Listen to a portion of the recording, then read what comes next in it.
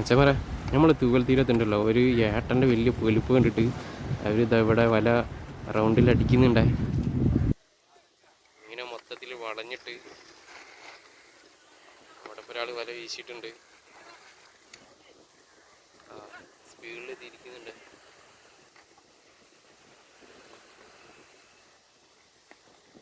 നമുക്ക് നോക്കാം മീൻ കയറില്ല എന്നുള്ളത്. ഏട്ടൻ്റെ പൊലിപ്പ് ഇങ്ങനെ വീശുന്ന വലയിലൊക്കെ ഇങ്ങനെ കയറുന്നുണ്ട്. 8 10 ഒക്കെ ആയിട്ട്.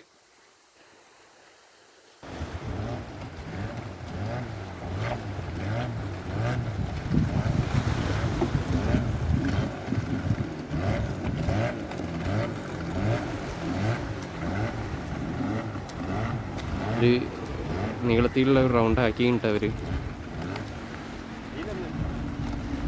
ഇതില്ലല്ലേ റൗണ്ടാക്കിട്ടോ. അവര് വല വലിച്ച് കയറ്റി മീന് കുടുങ്ങിക്കണമെന്നുണ്ടെങ്കിൽ വലയിലുണ്ടാവും.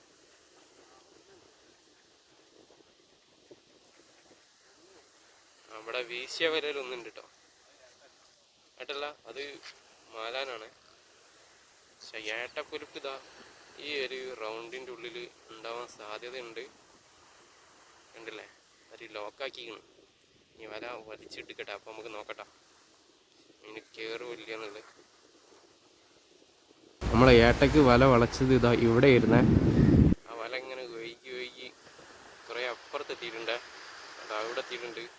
വല ഏകദേശം പകുതി അവർ വലിച്ചാണ്ട് തോണിയിലേക്ക് കയറ്റിയിട്ടുണ്ട്. കണ്ടില്ലേ അതിൻ്റെ ലാസ്റ്റ് എൻഡിലാവും മീനുണ്ടാവല്. മൊത്തത്തിൽ ഇങ്ങോട്ട് വലിച്ച് കൊണ്ടുവന്നിട്ട് നമുക്ക് മീൻ എത്രത്തോളം കുടുങ്ങിയിട്ടുണ്ട് എന്നുള്ളത് കാണട്ടോ.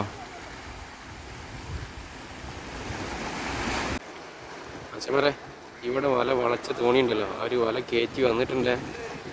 അത് അതിൽ വലിയ വലുപ്പൊന്നും കയറില്ല, കുറച്ച് മീൻ കയറിയിട്ടുണ്ട് കേട്ടോ.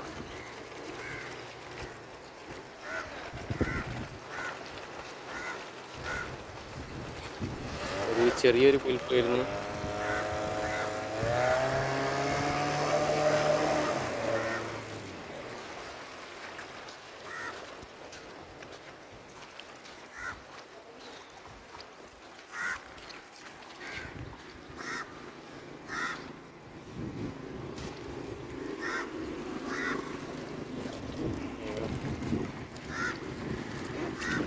ചെറിയൊരു പുൽപ്പായിരുന്നല്ലേ.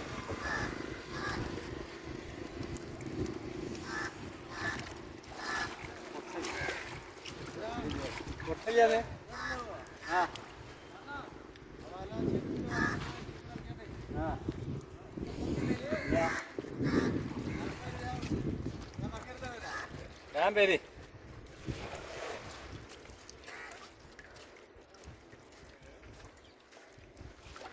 നമ്മള് മീൻ കാണില്ല, അതാണ് പ്രശ്നം. മേലിന് കണ്ടിട്ട് നമ്മൾ വളക്കണേ.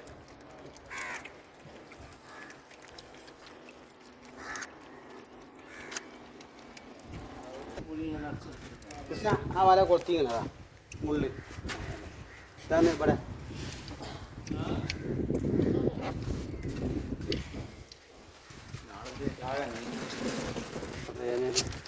ഇത് ഒരു കൊട്ടി വല ഉണ്ടാവില്ല മീൻ നേരത്തെ കൊടുത്ത ആൾക്കാരുണ്ട് അതുകൊണ്ടല്ലേ. അല്ല ഞാൻ എനിക്ക് വേണ്ട. ഇവിടെ ചമ്മാട് കൊണ്ടേക്ക് പോ. ഇത് കൊട്ട ഉള്ള ആണെങ്കിൽ